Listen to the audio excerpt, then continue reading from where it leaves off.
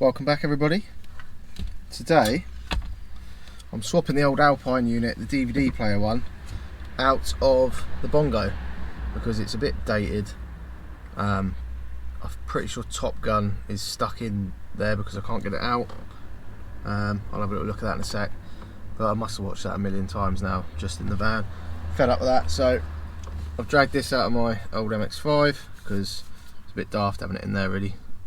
You never really need much in an MX-5 apart from to hold on, so yeah, I'm going to take it out. Well, I've already taken it out. I'm going to put it in here. So first of all, I'm going to take the old one out. It should be pretty straightforward. The only thing I will say is I've got a leisure battery, and it is wired from the old, like the swap loom thing. I'll leave a video up there so you can see what I mean, but it's basically runs off the leisure battery. So what I will be doing is installing a switch because it's for some reason it stays on.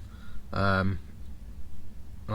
quite like the idea of having a little switch just to drop the power if I ever want to leave it for a long time. It's not going to suck the power out of the leisure battery. So that's the plan. Yeah, just gonna get this one out first.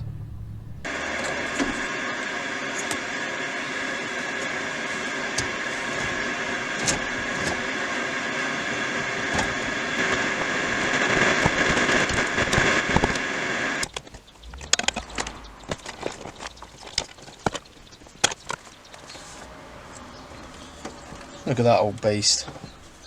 Absolute unit. It's got a USB port on the back, didn't know that. GPS should be plugged in there. It's not, but look at the difference nowadays. Android, head unit. Obviously it hasn't got a DVD player or anything, but or a CD player, but I don't even own any, apart from Top Gun or Naked Gun, whatever it is. Yeah, and about 10 times lighter as well, which is nice. So there's a lot of connections behind here that are sort of tangled up down the bottom. So I'm going to have a little fish through and see what I can sort out. Well, that's the old plug off. It looks like I've got some sort of adapter thing maybe. So it's like a standard ISO connector or whatever they're called, I don't know what they're called. But I'm just going to chuck that back on there so I don't lose it. So I'll probably put this on FaceBay Marketplace or something, just a tenner or something. Get rid of it. But they're going to need all the bits, I suppose. Now what I'm going to do, more than likely, is ditch this connector thing. And do what I did with the MX-5. I'll leave a little video up there if you haven't seen it, but I basically explained how I sort of cut these and then joined them onto this one. So this is the connector for the new Android. Just clicks in there. It says, oh, there. Ah. Hold that thought. No, they're close, but they're like the same pin layout on that Alpine one as this, but the pins are slightly thicker on this one, so it just isn't quite reaching. But yeah, so what I was saying was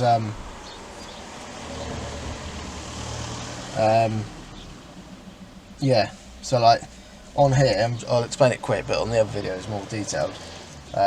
Like I'm going to basically ditch this plug and put it onto this by, so like cutting, so I've got here the grey with the black stripe.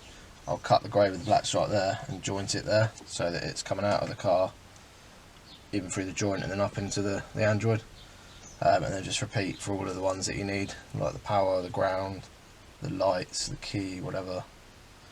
So that's what takes the longest with this, but even then it's like 20 minutes to cut them, strip them, put them all in a little joint box or whatever, little chocky block things, tape them if you really want.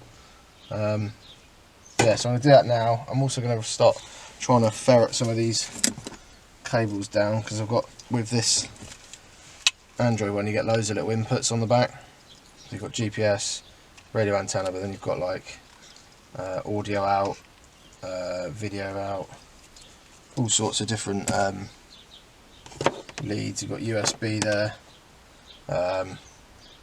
reverse camera, I think that one is. So yeah, need to run some cables around while I'm in here. So I'm going to make a start. So that's roughly where I'm going to want it to sit. So I better test run it quick. It's sort of, I don't know what it's clicked into, but it's clicked into something and it's not moving, which is good.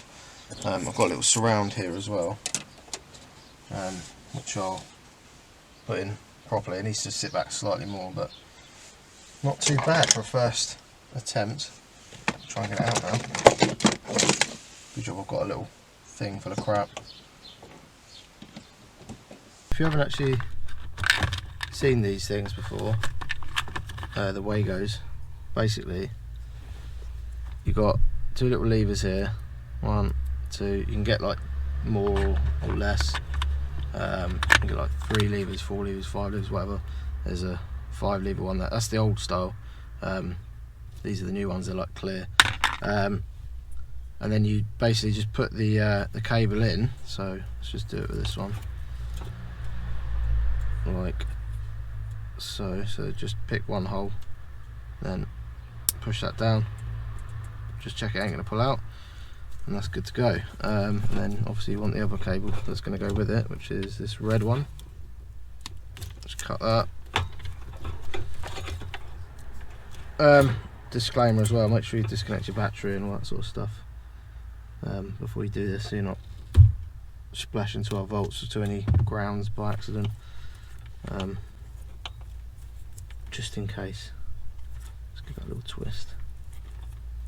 Now that one goes in there, clamp that down. That ain't going out, it's not coming out at all.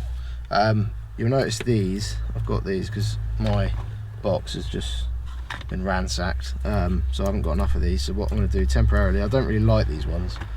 They're I think they're supposed to be for 2 cables that you sort of squeeze, push them in, then let go, but I just find that they never really grip properly, so I'll just put them on there for now. I've only put them on the speaker ones because there's not much current or anything going through them really, in theory. The power ones I've used these, but I'm going to pop to the electrical wholesalers and get some more, another box of these. They're not cheap, they're about 15 quid for a box I think, but they're so much easier than those chop block things. But anyway, that's most, if not all, stuff that I need. I don't know what this key 1 and key 2 does, but there's no spare cords on here for them, so the only thing I've left is power antenna, which I think is power to the aerial to make it go up and down. There is an option there. I'll tell you what, I will connect it actually as we're here, because it might do something else on top of that. So let's get this one in quick.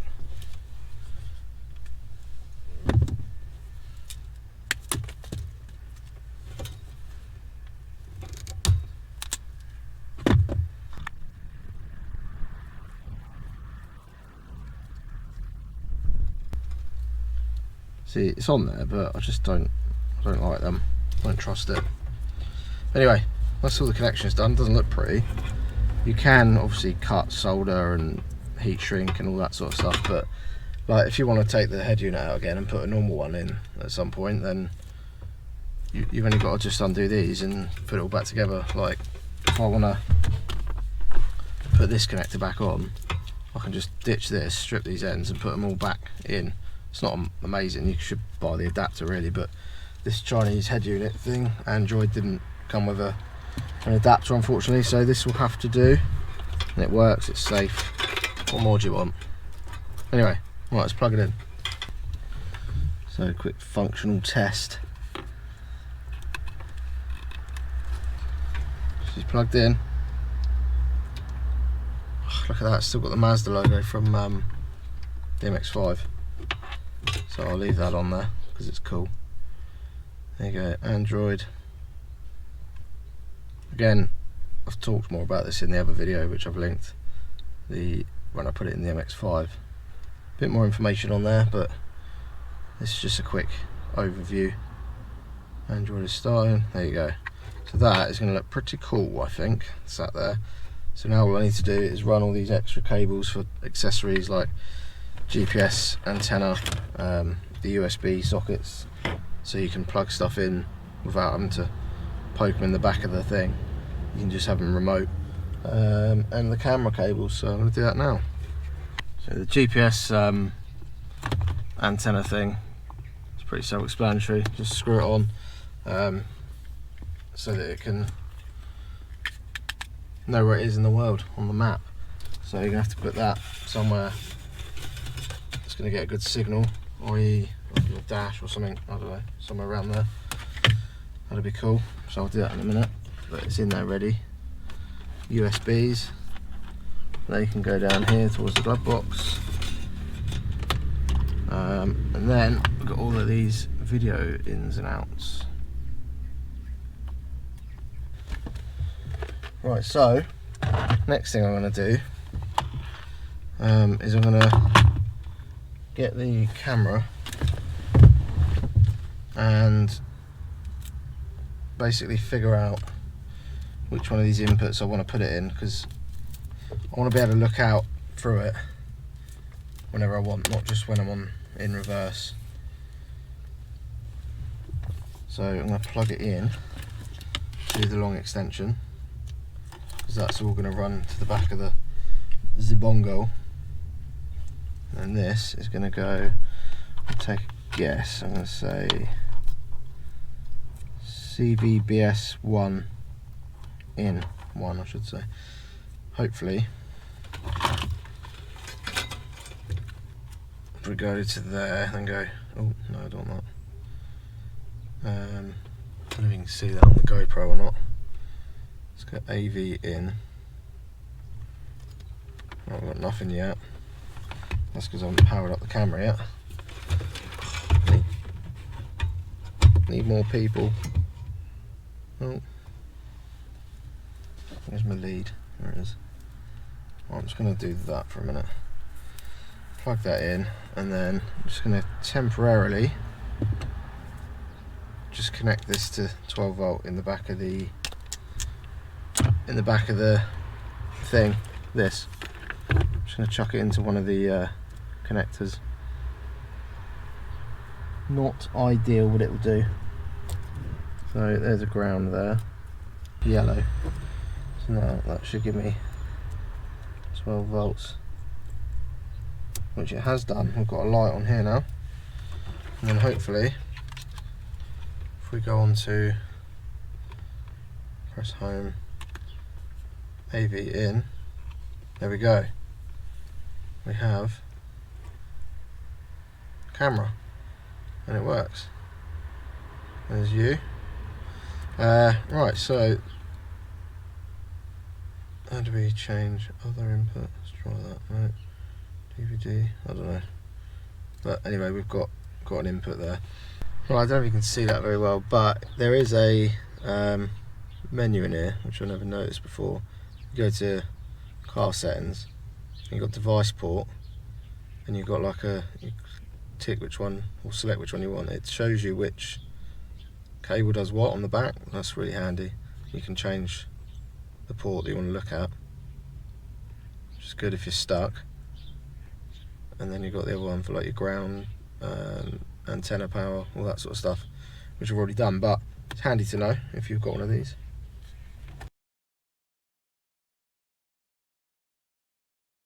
In that I need, I've just gone in with that reverse camera just into CVBS 1, so I can just select it when I want to. What's that doing? Oh, I need to disconnect that quick. There we go. So all of this now can sit in there, and then hopefully it's going to click in like it did last time.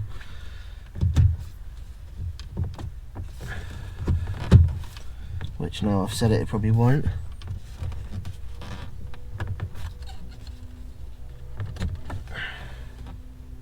There we go. And then, hopefully, wrong one.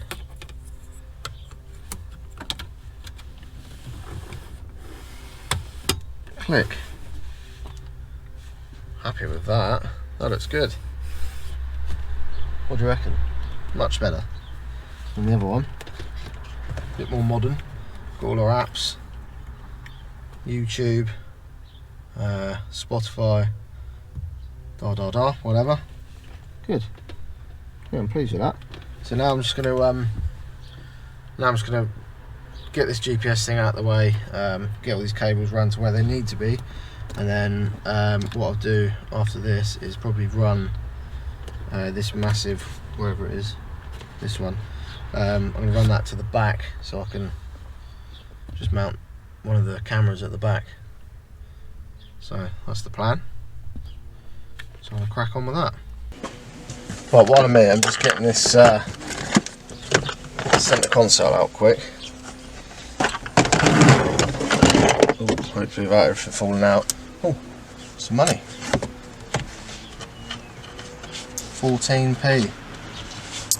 Nice. Spend that wisely. Yeah, I'm just gonna, while I'm here, run this reverse light camera down through the engine bit and run it towards the back, because might as well as I'm in here.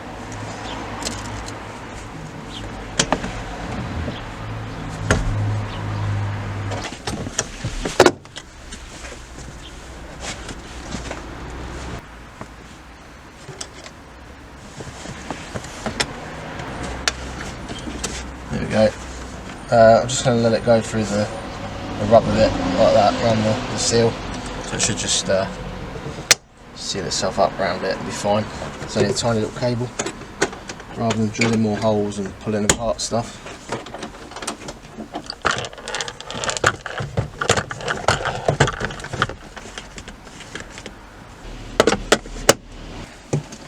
So I'm going to do something later on with these USB things, because like you can put music on sticks and stuff, or hard drives, whatever.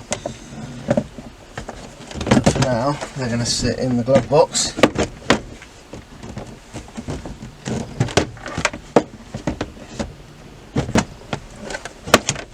That's better. Right, so then they can just sit in there for now. Lovely. Right, there you go. Everything's back together. Sorry about the sun there, but that's all back together. You really can't see that very well, but the reverse camera is now wide. I've run it all the way underneath the back, to the back even, and mounted it there. The lights are on at the moment because the power, the screen is switched to the camera mode, so it turns the lights on. Yeah, so sorry, there's loads of glare from that sun, but yeah, it's quite discreet, which is good, so I can see backwards now. And you can see, I don't know if you can see it very well, but oh, so much glare, but it's on the screen, so I'm happy with that. And just like that, it's night time. So I'm just starting up the unit. There you go, this is real time, I've not edited this or anything. There you go, looks pretty cool there. If I put the lights on, sorry about the picture quality, but I want to keep it dark in here if I can. There you go, so you put your lights on, and the lights on the side of the unit come on, and it dims the screen slightly. And then also, we just go on to that AV in again. There you go, even in night time you can see out the back. I'll just show you what it looks like from behind. So it sort of lights up with the LEDs from the camera.